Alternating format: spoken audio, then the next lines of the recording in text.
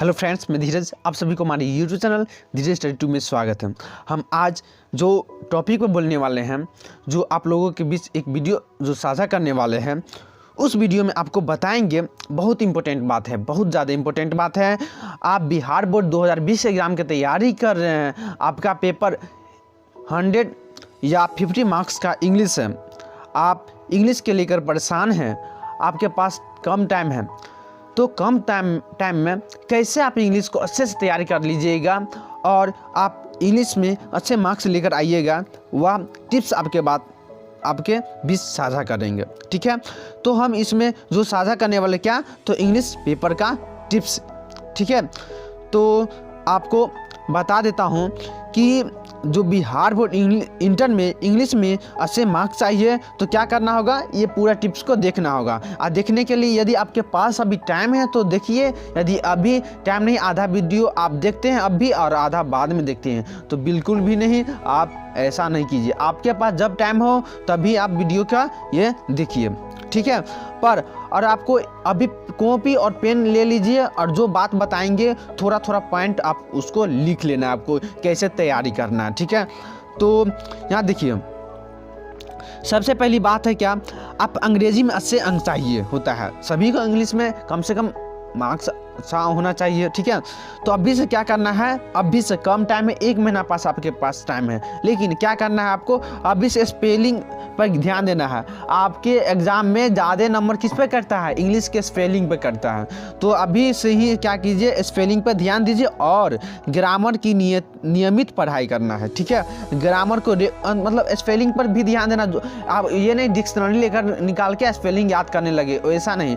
आप जो चैप्टर पढ़ रहे हैं, जो याद करें इंग्लिश में, उसमें क्या करना, आपको उसी जो वर्ड्स, उसमें जो वर्ड्स होता है उस वर्ड्स को मतलब आपको ध्यान देना, वर्ड्स पे ध्यान देना है। आपको ग्रामर की रेगुलर पढ़ाई करना है। ठीक है, क्योंकि परीक्षक अंग्रेजी में सबसे ज़्यादा ग्रामर और स्पेलिंग पर ही अंक काटते हैं। बात को समझा कि जो कॉपी चेक करते रहते हैं परीक्षक होते हैं, वह अंग्रेजी में सबसे ज़्यादा किस पर नंबर काटते हैं, तो ग्रामर पर। तो आपको बोले हैं ग्रामर पर ध्यान देना अभी है और स्पेलिंग पर भी ध्यान देना अति आवश्यक है। ठीक है, इसी कारण अभी जो भी समय आपको मिला है उसमें ग्रामर और स्पेलिंग का खूब अभ्यास करना, खूब ज़्यादा प्रैक्टिस करना आपको 1 महीना में। ठीक है, जो बात बोल रहे हैं उसको ध्यान से समझिए। आपके पास जो आप इंग्लिश का तैयारी कर रहे हैं, आपको इंग्लिश को रेगुलर आप 1 महीना पढ़ना है। यदि मार्क्स लाना है तो 1 महीना रेगुलर उसको पढ़ना है। आप जो पढ़ रहे हैं उसमें जो वर्ड आता है, उस वर्ड को, थोड़ा हार्ड वर्ड आ जाता है, उसको क्या करना है, उस वर्ड पर ध्यान देना है, उस वर्ड को आपको याद करना है। उसके साथ साथ आपको ग्रामर की अभ्यास करना है, ग्रामर रेगुलर पढ़ना। ठीक है, हर दिन कम से कम 2 घंटे इन दोनों की तैयारी करना चाहिए। किसको, तो वर्ड प्रॉब्लम और किसको, और ग्रामर की तैयारी करना है। इन दोनों को कम से कम रोज आपको 2 घंटे, कम से कम 2 घंटा पढ़ना है। ठीक है, याद रखिए। ठीक है, अब चलते हैं क्या कि 50% जो 50% ऑब्जेक्टिव प्रश्न है, आपको एग्जाम में ऑब्जेक्टिव प्रश्न 50% पूछा जाएगा। ठीक है, जिसमें आपको 60 दिया जाएगा, जिसमें से आपको 50 बनाना, तो ये एक चीज़ मौका वाला बात है, अच्छा बात है। ठीक है, आपको ये सिंपल यहाँ पर हो गया इंग्लिश। इसमें क्या है, 30% मतलब 30% क्या, कहाँ से, जैसे आप 50% का ऑब्जेक्टिव रहता है तो उसमें 30% व्याकरण से मतलब ग्रामर से पूछता है, आपको 30% ग्रामर से पूछता है, और जो 20% है ऑब्जेक्टिव का, 20% टेक्स्ट बुक से आपसे प्रश्न पूछते हैं। ठीक है, तो ये बात को आप ध्यान में रखिए। इसी कारण से इस पर अधिक ध्यान देना है। ठीक है, किस पर ध्यान देना है, ज़्यादा आपको, आप सब्जेक्टिव को अभी ज़्यादा नहीं यूज़ कीजिए, कम से कम अभी आपको ऑब्जेक्टिव कंप्लीट करना है। आप यदि 50 मार्क्स का ऑब्जेक्टिव सही से कंप्लीट कर पाते हैं तो आपको 100 में 30 मार्क्स आसानी से आ जाएगा, सिंपल से आ जाएगा। ठीक है, लेकिन इस बार कॉपी भी थोड़ा हार्ड चेकिंग होगा, बढ़िया से होगा चेकिंग, इसलिए आप अपना फुल्ली तैयार कीजिए। ऐसा नहीं आप माइंड में रखिए कि वहाँ क्वेश्चन आउट हो जाता है, ये हो जाता है। बहुत सारे फ्रेंड्स कमेंट करके पूछते रहते हैं, सर क्वेश्चन आउट होगा तो हमें भेज दीजिए, ऐसा बिल्कुल भी नहीं इस बार। ठीक है ना, इस बात को आप ध्यान रखिए। तो आपको क्या बोले 50% आपको ऑब्जेक्टिव पर अभी से ही ध्यान देना है। 50% ऑब्जेक्टिव पे अभी आपको ऑब्जेक्टिव कंप्लीट करना है, सब्जेक्टिव भी देखना है उसको देखिए, पर ज़्यादा किस पर ध्यान दीजिए, ऑब्जेक्टिव पर, ठीक है। बिहार बोर्ड के मॉडल प्रश्न पत्रों की अच्छे से तैयारी करना है। बिहार बोर्ड के जो मॉडल पेपर आया है उसको भी तैयारी कर लेना है। उसको तैयारी करते हैं तो उसका जो रूपरेखा है आपके माइंड में रहेगा। जो बिहार बोर्ड का मॉडल पेपर आया उसको अच्छे से माइंड में रखिए, उसका तैयारी कर लीजिए, ठीक है ना। और कम से कम 2 साल के प्रश्न पत्रों का अभ्यास करना है। 2 साल के, अब 2 साल के कौन, तो आप जो क्वेश्चन बैंक जो प्रीवियस पूछा गया, जो पहले पूछा गया है, ठीक है, उस क्वेश्चंस को आपको तैयारी करना है, ठीक है। तो इतना चीज़ को आप करना है। बात को आप समझ में आ रहा है ना। हाँ, उसके बाद है अगला टॉपिक, उटपटांग उत्तर देने से बचना है। उटपटांग उत्तर देने से अब क्या होता है उटपटांग उत्तर, तो देखिए आपको क्या कि टेक्स्ट बुक को अच्छे से पढ़ना है, और क्योंकि उसमें टेक्स्ट बुक में पढ़ने के बाद प्रश्नों का उत्तर देने में अधिक सुविधा रहता है। अब आपको एग्जाम में अभी भारतीय भवन का भी इंग्लिश आता है, और जो बिहार बोर्ड का अपना है टेक्स्ट बुक उससे भी आता है। तो जाते आपको एग्जाम में कहाँ से, बिहार बोर्ड का अपना बुक है कौन, टेक्स्ट बुक, तो आपको एनसीईआरटी का उसको पढ़ना है, तो उसको आपको पढ़ना है। उसमें आप यदि उसको सही से भी पढ़ लेते हैं तो उत्तर देने में सुविधा रहेगा। पाठ के शीर्षक को अच्छे से याद करना है। जो उसका पाठ का राइटर है, राइटर जो स्टोरी लिखा है, जो पोइट्री लिखा है, उसको याद करना है। राइटर और पोइट्री को याद कर लेते हैं तो आपको 15 मार्क्स आसानी से आ जाएगा। इतना याद रख लीजिए, 15 मार्क्स आसानी से याद हो जाएगा। राइटर और क्या कहते हैं पोइट्री का, जो दोनों का पूरा याद करना है। इस पर हम एक वीडियो इंग्लिश का बना चुके हैं, आप नहीं देखे हैं तो आपको लास्ट में मिल जाएगा इसका लिंक देखने को, ठीक है। और डिस्क्रिप्शन में भी इसका लिंक हम डाल देते हैं। तो आपको क्या बोले हैं, पाठ के शीर्षक को याद कर लेना है। जितना पूछा जाए उतना ही आंसर लिखना है। आपको एग्जाम में जितना पूछा जाता है, जितना वर्ड्स में पूछा जाता है, जो प्रश्न पूछा जाता है उसी का आंसर देना है, बल्कि क्या बोलते हैं अलग आंसर नहीं लिखना। बिना मतलब की चीज़ें का उत्तर के रूप में नहीं लिखना है। यही होता है क्या, तो उटपटांग उत्तर, ठीक है। बिना मतलब का आंसर नहीं लिखना है।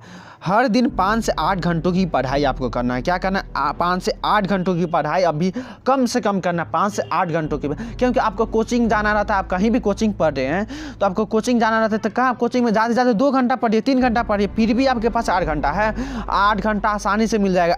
8 घंटा कम से कम पढ़िए, आपको बार बार बोल रहे हैं। ग्रामर और स्पेलिंग की हर दिन 2 घंटे की पढ़ाई करना ही है, ठीक है। इतना बात को याद रखिए। चलते हैं अगला बात कि दिन का समय ग्रामर पढ़ने के लिए क्या होता है, बढ़िया रहता है। दिन के समय में आप ग्रामर पढ़िए, अकेला में पढ़िए। उसके बाद आपको देखिए, आपको जो बोले हैं 2 साल का क्वेश्चन बैंक पढ़ना है, तो 2 साल का क्वेश्चन बैंक क्या, जो 2019 में जो पूछा गया है उस क्वेश्चन बैंक को छोड़ के, ठीक है, उसको छोड़ के पिछले साल के प्रश्न पत्रों का अभ्यास कर, मतलब 2017 2018, ठीक है। कम से कम ये दोनों का जरूर आप तैयारी कर लीजिए, ठीक है। उसके बाद आपको बताते हैं अब 100 मार्क्स का जो आपको इंग्लिश है, 100 मार्क्स में आपको कहानी से इस बार ज़्यादा कौन इंपॉर्टेंट रहने वाला, तो भारत इज माई होम, ठीक है। Bharat is my home, idea that help Mankind, ठीक है। कौन, तो Bharat is my home, idea that help Mankind, ये सब ज़्यादा इंपॉर्टेंट है। इंडिया थ्रू ट्रेवल्स आई, और फॉरगेटिंग गुड मैनर्स, ठीक है, और over on civilization the culture, ये आपको बहुत ज़्यादा इंपॉर्टेंट है। इस बार कहानी का बहुत ज़्यादा इंपॉर्टेंट है। और उसके बाद कविता का है। कविता में आपको students love I do not go, ठीक है, an epitaph, my grandmother's house. उसके बाद song of myself, echo, if, और the David daffodils B section, ये इंपॉर्टेंट कहानी का। तो ये इतना चीज़ ये नोट कर लीजिए, इस पर ज़्यादा फोकस कीजिए। उसके बाद आप बताते हैं आप निबंध। तो देखिए निबंध जो इससे आपका पूछा जाता है वह 8 मार्क्स का रहता है, और निबंध में अर्थात इससे में आपको 150 से 200 वर्ड्स में आपको उत्तर देना रहता है, मतलब 150 से 200 वर्ड्स में उत्तर देना रहता है। दूसरा बात है कहानी का विस्तार, जो कहानी का विस्तार रहता है लिखने के लिए, उसमें आपको 4 मार्क्स का रहता है, ठीक है। और वह 4 देता है, 4 में से आपको एक ही का जवाब देना रहता है। आप नहीं होता है तो आपके पास जो क्वेश्चन पहले वाला क्वेश्चन बैंक है तो उसको निकालिए। आप बताते हैं, देखिए कहानी का विस्तार दिया होगा, देखिए सेक्शन बी में दिया होगा, पहला निबंध होता होगा, दूसरा है एस्से, इसमें से 4 दिया होगा, 4 में से आपको एक का जवाब देना रहता है, वह 4 मार्क्स का है। उसका थर्ड में है क्या, कविता का विस्तार करना रहता है, उसमें भी 4 में से 1 का जवाब देना होता है, वह भी 4 मार्क्स का रहता है। उसका 4 नंबर में पत्र लेखन या एप्लीकेशन आता है, वह आपको 5 मार्क्स में पूछा जाता है। उसके बाद 5 नंबर में क्या है, शॉर्ट आंसर रहता है। ठीक है, शॉर्ट आंसर क्या रहता है, शॉर्ट आंसर जिसमें आपको 40 से 50 वर्ड में आंसर रहता है। आप 30 मार्क्स में भी 30 वर्ड्स में भी आंसर देते हैं तो कोई बात नहीं, आप दे सकते हैं। उसके बाद है शॉर्ट आंसर में इतना रहता है जिसमें से आपको शॉर्ट आंसर में से 10 अंक का रहता है और उसमें से 10 में से आपको 5 ही का जवाब देना रहता है, मतलब कि 2 गुने 5 रहता है। 5 प्रश्न का 10 प्रश्न रहेगा जिसमें से आपको 5 प्रश्न का उत्तर देना होगा और 2 मार्क्स का रहता है। ठीक है, 1 प्रश्न। तो उसका 6 नंबर में है कविता का संक्षेपण अर्थात समरी रहता है, वह आपको समरी 100 से 120 वर्ड्स में आपको जवाब देना होता है, वह आपको 5 मार्क्स का मिलेगा, जिसमें से आपको समरी का या समरी का जवाब दीजिए या कहानी का संक्षेपण, मतलब कि कहानी का समरी का जवाब दीजिए। उसके बाद आपको स्टोरी उसी में और करके रहेगा, स्टोरी ऑफ इंग्लिश का रहेगा 3 प्रश्न, 3 में से किसी का एक जवाब दीजिए। उसके बाद मैचिंग करने वाला रहेगा, मिलान करने वाला रहेगा, राइटर वाला, उसमें से जवाब दीजिए। उसके बाद या आपको ट्रांसलेशन रहेगा, या सब करके और करके रहेगा। ठीक है ना, तो आपको translation, Milan, story of English का रहेगा, कहानी का संक्षेपण है और कविता का संक्षेपण है।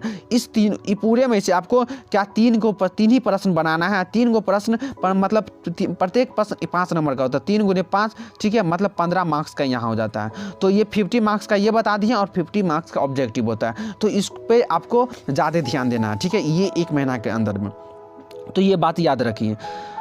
तो उसके बाद आप 50 मार्क्स के लिए आते हैं। 50 मार्क्स वाले के लिए 50 मार्क्स वाला या 100 मार्क्स वाला भी वेट कीजिए। अभी 100 मार्क्स वाला के भाई एक बात और बनना है, 50 मार्क्स वाला का जो अल्टरनेटिव इंग्लिश रहता है उसमें 25 अंक होता है, ऑब्जेक्टिव होता है। ऑब्जेक्टिव भी आपको बोले हैं, आपको तैयारी जो करना है वो पहले ही बता दिए। उसका 50 मार्क्स होता है, कहानी और कविता से आपको पूछा जाता है। और 100 मार्क्स वाला के और सुनिए वस्तुनिष्ठ प्रश्न जो आपको ऑब्जेक्टिव 50% होंगे, जिसमें से प्रत्येक प्रश्न का जवाब देना अत्यंत ज़रूरी रहता है।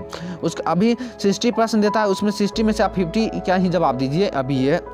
अभी जो लघु उत्तरीय प्रश्न होता है आपको 25 मार्क्स का लघु उत्तरीय प्रश्न रहेगा और इनमें से 15 प्रश्न का उत्तर देना होगा, मतलब 25 प्रश्न रहेंगे लघु उत्तरीय में, उसमें से 15 का जवाब देना होगा। और दीर्घ उत्तरीय 8 प्रश्न पूछे जाएंगे, इनमें से 4 ही का जवाब आपको देना है। तो ये बात हुआ, तो ये चीज़ को आपको माइंड में रख के आपको अच्छे से तैयारी करना है। तो ये बात आप ध्यान में रखिए। यदि यह वीडियो आपको अच्छा लग रहा है तो वीडियो को सभी दोस्तों के पास पहुँचाइए, सभी के पास पहुँचाइए, ताकि उनको इंग्लिश का अधिक तैयारी हो सके।